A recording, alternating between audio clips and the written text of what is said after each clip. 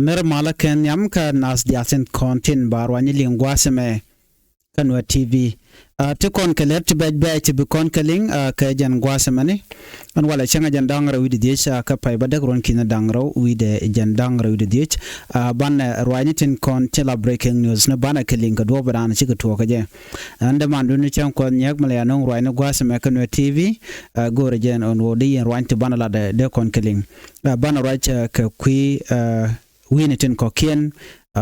rek kone yitu okten ka baraj bo ke dung South Sudan baraj ke dung Ethiopia bu ko rai kamadan chora lat ka Gaza kam din ken Israel bana ke linkal hertini leran yam bana nywa gwas me bana racha kre ga dana chitu okre wecha ka Gaza gwan me shala den wote ka journalist net chana kre wichin winami gor jen wo bana jelinkel ka do badana de kon lingaja Kenyam men ban lingwase me shala do na shane di chop jan dangro sha kanak no Canadian Kennedy jan dangro tin kona shanak radian tikane dang di tila journalist ne to talk ne tin kontila roi ne la kan kalat kare jam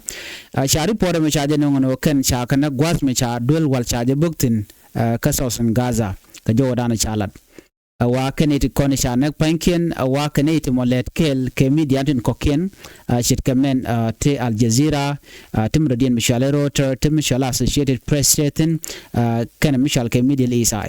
kan journalist ti chalado kan let kan kel kaneti kontila jidwar tin nyen kel ke neti kontila Jiswell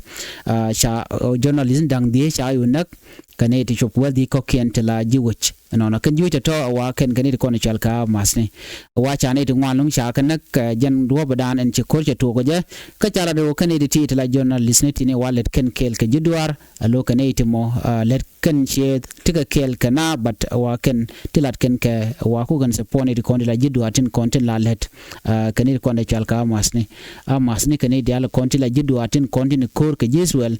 te ci Jiswell ci kan ga kap men jag Jiswell ko bloodin be jada long by the way ta dan chane ken cha ka kep ko ja ne ken tanin kan kana luñ manta chere ngai kona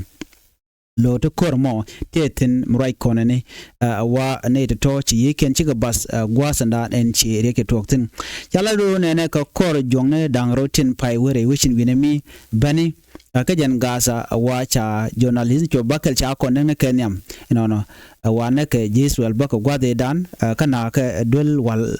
mishal ke Al Shifa Hospital rewika Gaza City wa jan gwade dan ci yenen tatone jete nyantin ke chine de to shi kaliu kanel kontila journalist ni kenel kontila roch kan news ne ko online ashire menga yene no korn winami bejelong la nadu ko ken bu ko roch biken ripon biken kanang ke batin kon lar kurun ba ko ngach tandi na wa kaneti kon la jidwar ba chiro den ko le la kan roch enona lo ku kantin kon lar kurun ku kan ka la ling a jordian ban nyoko mu kwen kono gwasme bana roch ke lar do dien men ban lingwas me burane kon kamanan ci to rero Ethiopia mo gore jen odera andero de palping kaliang rero Ethiopia ka joda na chalat gwas me chalat do ne chine itu ko wel jok shikaliu gwam me mashabat charode dun no baza mo charode dun den kane dan wel jokel chine dan wel jok to shikaliu wa to gare wicha ka tigray ane shop ka wel dok wa kan dial shigaliu kan content re baska ngai kona re wichin winami ala share je ke long chinetin content tre which ke Ethiopia chikala do ne re kona tikarai ka tigray chi ne richop ka wel dok shigaliu ka do badan en chi to shigato ko je anyok ke accident radian me chi tok ba re ro Ethiopia en me kula to ka mara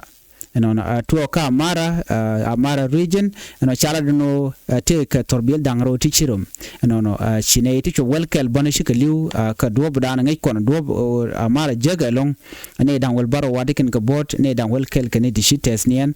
kare ko mo to ka Amara region rol Ethiopia ne dan welkel wa chicken te genji kanabat kan dan wel baro te ka bot ne me wa to ga gwam mishal ke Angolela gwan mashi ci mishal ke me ayruf dan ken mishal ke bahja ci kurumten wajan gwada dan en liuna tenen gwas maka mara ke wes go jamzun mede kon kula nan ko re wichin winami ko chare je ke long terik to wantilat ko rodien kari ga ton kari ti baj long ti goro dong de na de ko rodien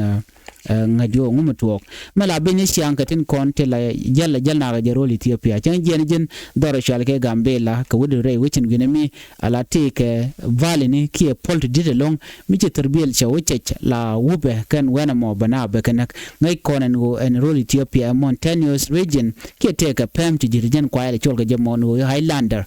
cha jo me cha de kwen no chirik ti chi go la re wichin ginemi ti lia mo cho de lat ka jo danan chalat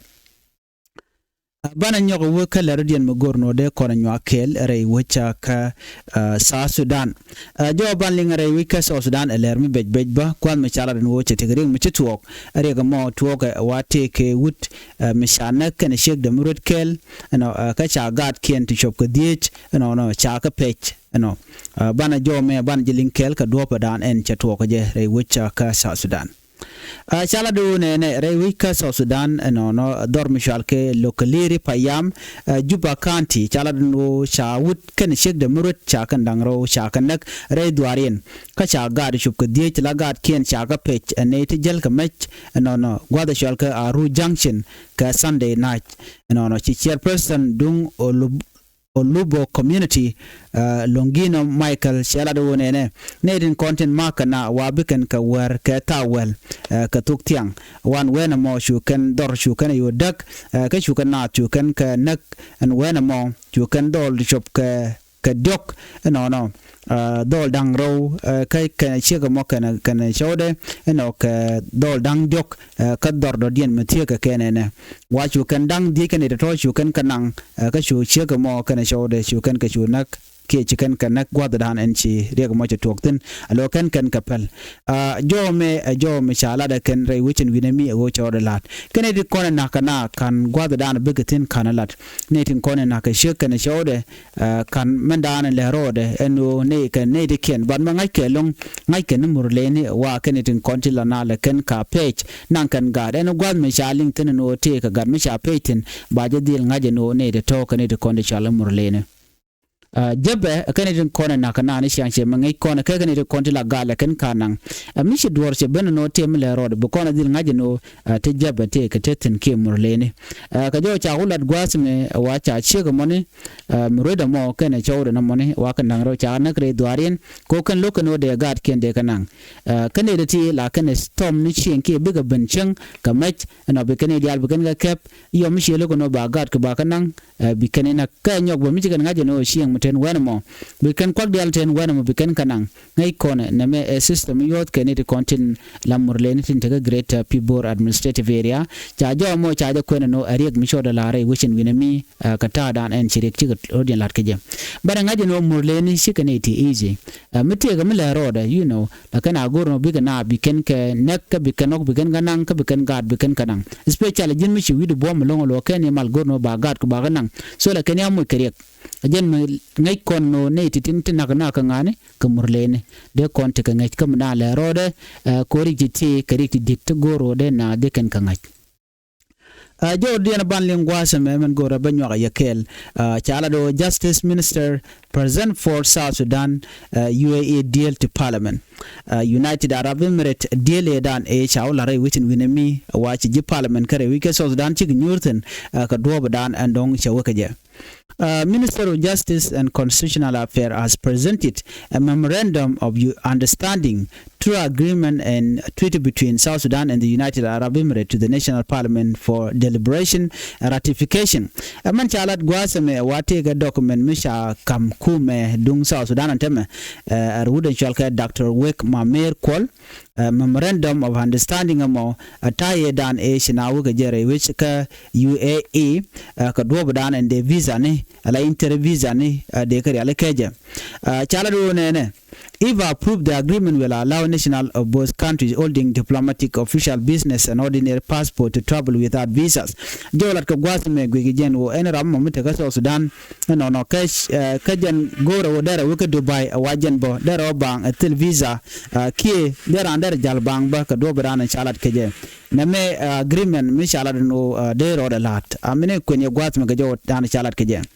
Dr. Wick say the arrangement is meant to strengthen bilateral relation and ease the movement of citizens. If approved, the agreement will allow nationals of both countries holding diplomatics, official business and ordinary passport to travel without visas. Around there again, me take a passport, the local visa, me go there, shit kamala again, we ka Addis Ababa, we ka Kenya, we ka Uganda, tell a travel document, me go there, ka tell a visa, me go there, me check already link in 2 countries, ka jo ran cha lat kaja. Ko chala no Kennedy content laji Emirates, KG Dubai, K United Arab Emirates, waken net kan South Sudanese along an agreement dia no de Caribbean link ka de ga jala lor tell a rek ke tell a kore kamiken ka agreement link kona me agreement ko ken they can let kelche de men ngai kona no ti dialat ka kwingo ka kwi jatka. The government of the Republic of South Sudan and the government of United Arab Emirates chikarri link no ken biga let kel ka ta da na chalat ke jem wa ken biga tikeling no lo de kan ta da nan de rana jen ga ka juba no we ka Dubai ke we gwadan witen der jalora bang atera mteji ko chala den ngone de kontila South Sudanese chike chuer ke chike ngaki ka chuer ke jonan chalat ke je and purpose of memorandum of understanding the purpose of this memorandum of understanding is to develop bilateral relation and strengthen the existing cooperation between the 2 countries and to exempt the national from the inter-visa requirement. So joling yana me atada and dong de kum South Sudan kana kume men tere which ka United Arab Emirates de galet kel.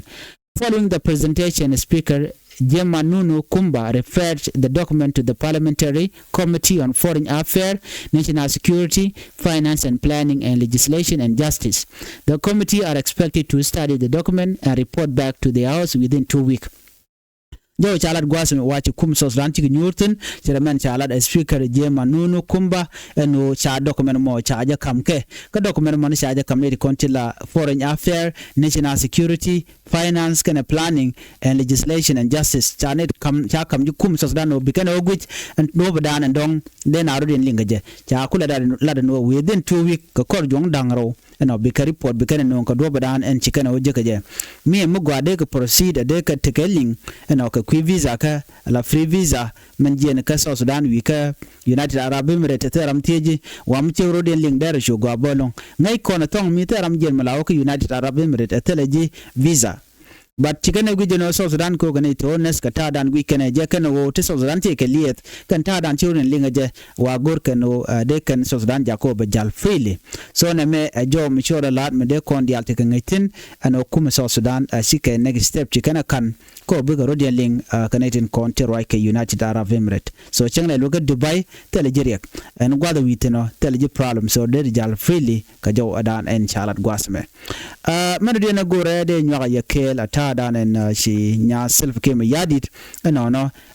she kwer she je ke che jakan do badan ci kon ngai ke je adut self ke me yadit chala do jen chinetin wan ci roi ke je long shom ke je ke karwani tungwan aro raja me gorno bakule nyaga yakele chala de wone ne she te ramkel mi general she adut laud general aliu arji adut to fight corruption she adut jogono jin ku corruption ku kor ku jeter atil corruption milele tere which ko jin ngaji ka bakane diala kontinji corrupt wi ke South Sudan awajin jan South Sudan ka corrupt free no ka jin ba churu ayne tin konde lat ke tin kon gor kon ke gor met shukaling no chajo mo chaja lade kwajo wona longo no jin gorno bine dial botila yusin gor ka no kon ka je bi gorno bika tagrar ude me roi kon kuide me jen chwale Gerald Aliu jen former Warab state governor alo kwermdi duno wonta me chele longo la kwer cha jo me cha jalat gwaz me roi na ke family dung adut re which ka juba ke Saturday August 23rd 2025 Aliu cha jalat wonene jene purpose dana kam jigana me gaje wo bi citizen bi ka saf she o jin bete ka riang ma bi jekke welzi ke bete ka riang re gwaddan cha ikwantin o jin binetin kontila South Sudanese bi ka saf bi ka kamana gor kene ke man ti kana gaji belat kaka anyo gor jen wo bi netin kontin don gor kana duhor ke cham ka South Sudan bi kan dial bi ka sideline chu gor no jin bi kan influence ko don de gore de kan dwar gor ka ji alo bi ka lo ka kwen sha du taje la roch mi di da long no jin shu mi shit kan me chu ja bai gor no jin bilan South Sudan ka ka jo mashallah da adut point de shala do ne ajene muktab de ajene muktamalka kana lo mara ajene muktam banarin palikatin kano bi muktab de be South Sudan government ta da na shigurien nyen ka je ke native consular citizen re which ajene ba kam yen ba lo ba je lo mar ajene mo kwal lo je en won tama chu to garam bi favor ne diare wi ka South Sudan ferke te ram gwa ka te ram je so le ne service mo ka kume kimo ka native consular South Sudanese citizen ashima individual ko tamate ka ne te gorga jen wo de kan wande kan ka jek to dong de ka pok ne ken ki de ka shi wude shal ka me jarol aliu chela do ne ajene bideji jogo ne shene no jin tika protocol to wande jelian kel no tigwe ke jeno baji advice ke baji bijal ke kel ajene ne ajene shene goro ne da to no biga taron you shene gor ko ken biken influence ka bigan charu ke mission dan lat ke jere kuma ka je biken yar so jin wo rodu chu rodu jakko brodo tika ka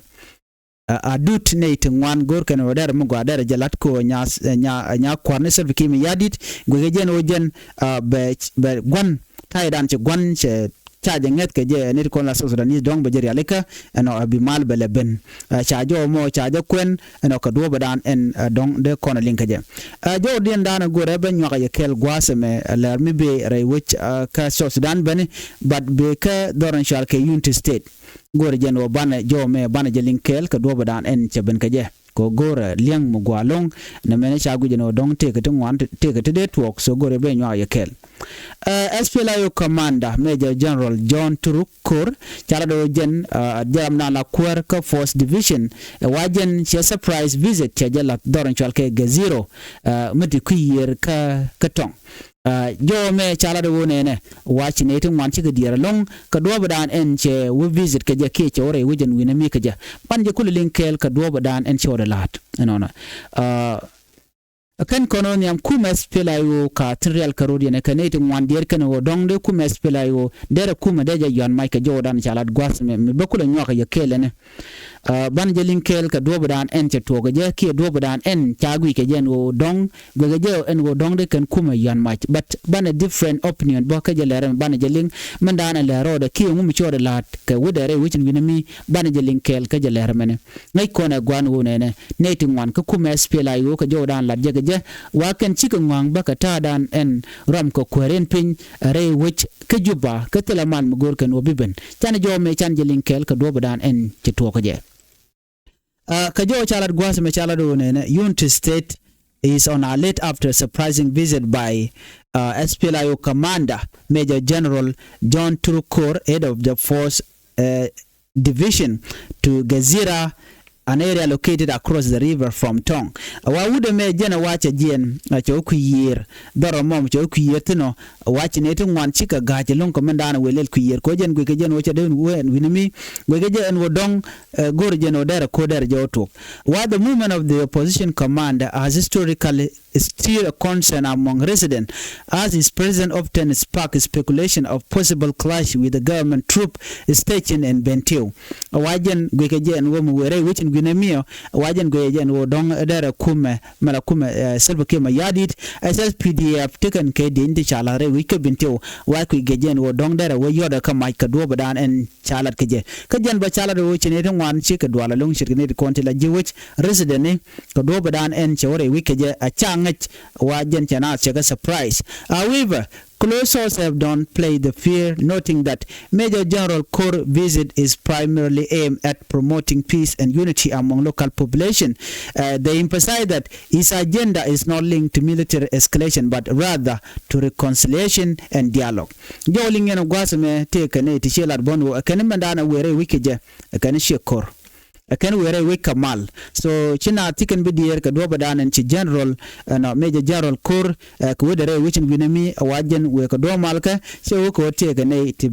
to be your might a curb and two Kajodan Chalat Kaja. Dundongai corner situation, Ray Wiki into state, Wang would Tena Tiganyal Yina Tiganyal, Lodwal Nabala leadership Corbat walk, Shirimangai corner take court to one to go cocaine, Wagaja and Wodong the Corderum, ka mespela yo kana kum kirma yadit so mishit kana me amela roda ntama dwal da ka jere wishin winami ware roda go jeno we meja general kor re witin winami go jeno dong ba maj be yat kum kirma yadit amishit kana me kan konte lat korodian